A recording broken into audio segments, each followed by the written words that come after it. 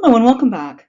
In Chapter 5 on Learning, Module A, Part 2, we're going to look at some applications of classical conditioning, and we're going to look at some of the conditions under which classical conditioning occurs. And you may be surprised at some of the more recent findings about classical conditioning that suggest that it doesn't have to be immediate, and that it may be that we have some biological predisposition towards classical conditioning that is A, for survival, or B, just because of a genetic component that we may have that would make us susceptible to classical conditioning. But more about that in a little bit.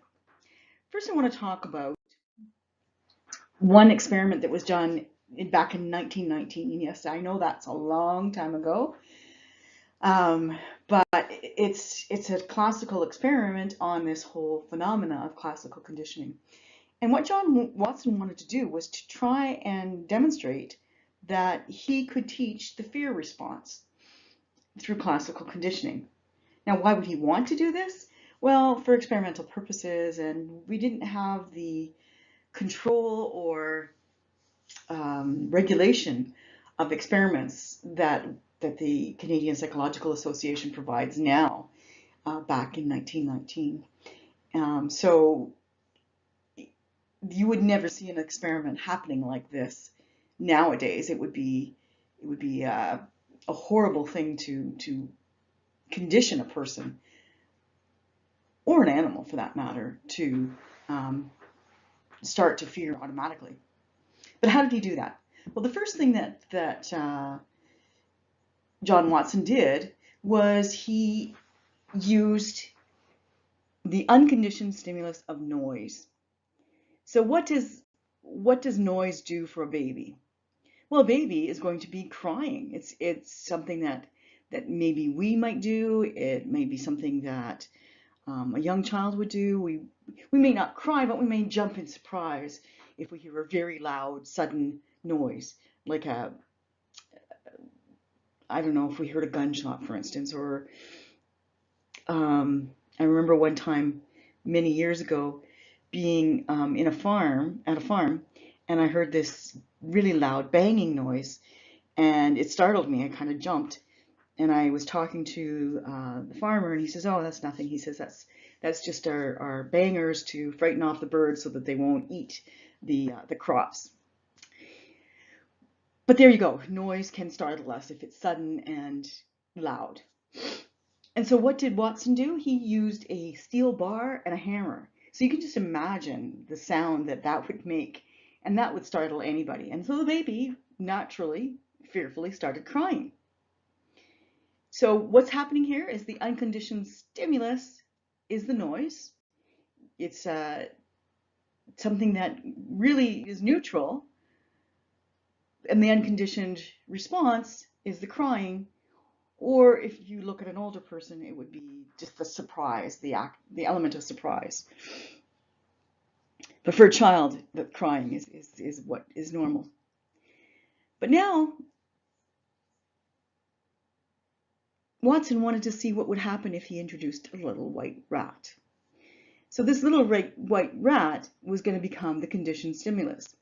He was going to see if the little boy, little Albert, would be afraid of that rat just because he associated it with the noise.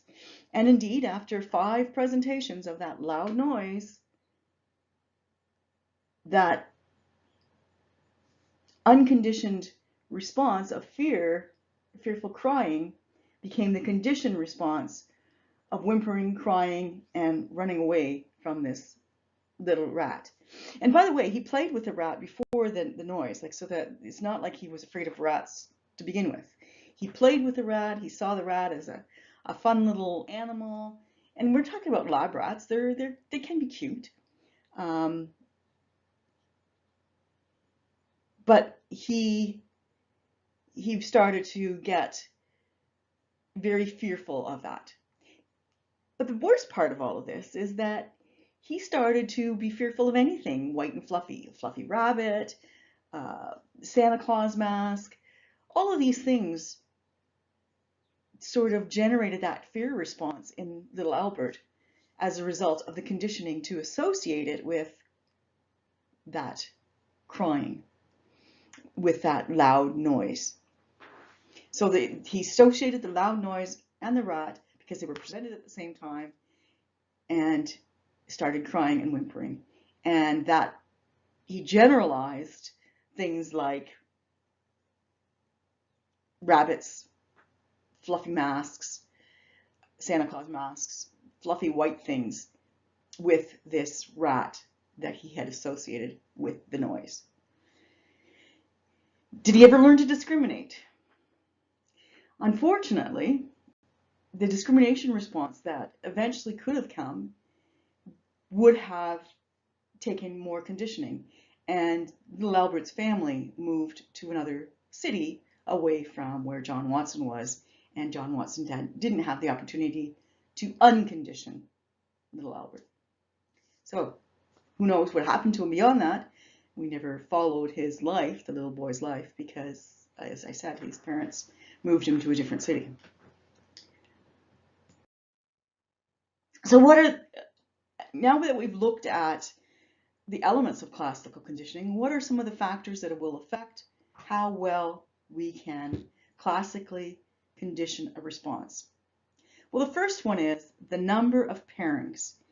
The first time that conditioned stimulus or that new thing is paired with the thing that's going to elicit a negative response is not going to make a difference. But when we pair it more often, then we start to see that response of associating that conditioned stimulus, that new thing, with the unconditioned stimulus or the old kind of reaction that is normal. The second factor is how intense that unconditioned stimulus is. So is it a really, in the case of little Albert, it was really loud noise, and that really loud noise was enough to generate fear in that child. If you were to just say bang your hand on the table, like I just did, it's like tap, it wouldn't have the same effect. But the intensity of a steel bar against, hammer against a steel bar is so loud that that fear response of that sudden noise becomes part of the conditioning. The third thing is, how reliably does the conditioned stimulus predict the unconditioned stimulus? Now, this is something we're going to talk about a little bit more in some of the next slides, but this is, and it's important to remember that if the animal, the person, the individual who is being classically conditioned has sometimes when there is not that conditioned stimulus followed by the unconditioned stimulus, or paired with, the unconditioned stimulus, then they may not have that same reaction. They may not be able to form that association. But if it's always predictable that that's going to happen, then there may be the opportunity to classically condition. But we're going to talk more about that again, like I said, in the next couple of slides. The fourth issue that affects classical conditioning, according to Watson and Skinner, was that time relationship between the conditioned stimulus and the unconditioned stimulus. They felt that it had to be immediate, that there had to be this immediate pairing of this thing that you're trying to condition the animal or person to respond to with the unconditioned response, the stimulus that they would normally have. But we're going to look at some contemporary theorists who have refuted and looked at different ways of understanding that fourth factor in the next few slides. So let's look at some contemporary views on classical conditioning, starting with the cognitive. Rescorla did a study in 2008 with rats, and he found that rats could get the response, the conditioned response, more quickly than did Skinner and Watson, because they had that repeated pairing. But the predictability of that pairing, did they know that it was going to happen? Could they see that happening? Could they see that that was going to occur every time? And once the rats started to see that or feel that this was going to happen, they would learn it more quickly. Another way of looking at it is the biological perspective. And this one looks at a couple of different things. First of all, we're likely to develop classical condition responses under 3 different circumstances that relate to partly to our biological responses to things that happen in our environment. Let's talk about the first one.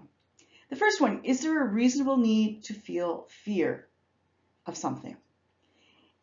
And the reason that this is important is because we are genetically programmed, if you will, or biologically programmed to survive. We want to survive. And if we think that there is something there that may harm our survival, we may develop this fear response simply by knowing that it could be there. For instance, let's talk about poisonous snakes, venomous snakes, sorry. We don't have too many of them, but we do have a few in Canada. This is more prevalent in other countries, but if you were to, for instance, go up north, there is a possibility that you could, like the further up north, of course, that you go, there is a possibility of seeing rattler snakes. And these, we may never have encountered them, but have this fear that if we did, we could get bitten by it, and we could develop severe illness or even die. So it's a survival thing for us to stay away from it if we see it. I remember one time driving down a country road in cottage country and seeing a rattlesnake on the road, and then not far from the spot where I saw the rattlesnake, I saw a woman riding her bike. And I rolled down my window and told her, just so you know, there is a rattlesnake in the area.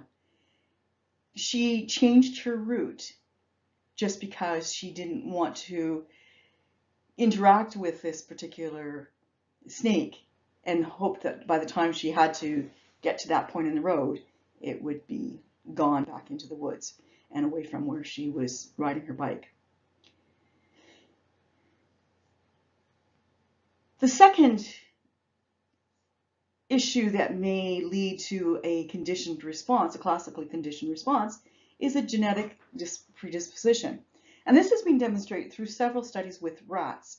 If we look at certain rats that have a genetic binding, they're able to become predisposed to responding in a conditioned way more quickly than are rats without that particular genes. The other issue that we have to think about here is, do these have to be immediate? And this again is a biological thing, because we have the memory of something. So we're going to talk a little bit more about food aversions in the next slide, but I just want to sort of introduce the idea here that some people who may have had particular food that made them ill, nauseous, or even to the point of vomiting, may decide that they will never eat that. Now, you may say that that food has been repaired immediately, but supposing you didn't develop that nausea or that feeling of vomiting for a couple hours later, your association is related to the memory of it, even though it's not likely that that food has been prepared the same way 6 weeks later, let's say, when you eat it again, or when you're presented it to eat again. Because of the memory of that, you are predisposed to feel this food aversion. But let's talk about that a little bit more in the next slide. So, can anybody think of something that they really dislike? Any food that they've had, that they have had in their past, that they will definitely not eat now? And can you sort of associate it with some other thing? One of the ones that have come up in class, when I've taught this particular unit in class, is that people have said banana or certain fruit flavors that are used in children's medicine. So, for instance, maybe when you were a child, you had a really bad case of the flu and you had a bad cough, so you were given some kind of cherry flavored cough syrup. And for children, we often do this, right? We give them flavored cough syrup to help it make it go down easier so that they can get the benefits of the medication. But unfortunately, that may lead to a memory of an aversion to anything that has that cherry flavor, like cherry pie or cherry tart or what are those, strudels or what have you. And so children may develop this aversion simply because they associate it with that illness or that period of illness when they were younger, or adults, if you will. If we look at fears and phobias, some of us might not know why we're afraid of the things we're afraid of. So sometimes, maybe some of you are afraid of spiders, some of you are afraid of heights, some of you are afraid of, oh, I don't know, escalators or elevators or whatever the case may be. And it may be that you can't remember why, but some of it may be that you remember having this negative experience as a child. And again, I'll talk about one that has come up in class when I've taught this in class, that some people have had a fear of clowns. And I found that surprising the first time I heard that, because I remember clowns as being fun. And when I was a kid, they had clown parties with clowns showed up and they'd make balloon animals and all kinds of fun things. But not everybody had that positive experience with a clown, and so have learned to fear even the thought of a clown or the mention of the word clown. Or they may have feared spiders because of a negative incident. They have maybe not even experienced it themselves, but maybe they watched somebody react in a negative way to a spider. And again, in Canada, we don't have to worry about this. I have a close friend who lives in Australia, and she says that there are a number of poisonous spiders that she has to be wary of. So there's a legitimate fear, if you will, just like we have in terms of some poisonous snakes. The third classical conditioning issue that I want to talk about is drug use and tolerance. Now, the interesting thing about this is that this is what leads to addiction, if you will. Certain environmental cues or certain feelings, thoughts, beliefs become associated with the drug. And so if you're in that particular environment, you need to have that drug. So for instance, let's say a person who smokes, they associate having a cup of coffee with a cigarette. They see the two of them going together. So we have two substances, drug substances, if you will, together that are associated with each other, that a person has formed that association over time and believes that you have to have both together. That a cigarette just doesn't taste the same or hasn't got the same impact if there isn't a coffee that goes along with it. Or the idea of going to a bar, you associate the bar itself with the drink, and you need to have a drink in order to feel the same feelings at the bar. I don't know if anybody's ever gone to a bar and just had a drink of cola, for instance, or ginger ale or something like that. You can still have a good time and have those things. We certainly do that if we're the designated driver, right? Anyway, the point being is that the more strongly we make those associations, is the more likely we are to have developed that tolerance and addiction. Advertising is an interesting one. How is advertising classically conditioning us to feel or want a particular product? Because you think about it, beer is a beer, car, they're sort of neutral things. I mean, there's so many different types of cars out there, so many types of beer. Why do we choose A over B? What is it that sort of made us decide in the first place? Not over time, because over time you might say, oh, well, I love the taste of beer A, or I find the drive better of car A, and so forth. But that first initial reaction that says, I should get that, or I should have that, well, it's the association we make with the advertisers, the advertisers hope to make for us. So for instance, they might put a very attractive looking person in an advertisement for a particular vehicle, and you think, wow, I might be as sexy or hot as that particular person if I have that particular car. And so I really want to get that particular car. I really need to have that particular car. Or I need to have that drink because these are attractive people who are enjoying that drink and they're having fun. And so I'm associating that particular drink with the fun times and the product and the good taste.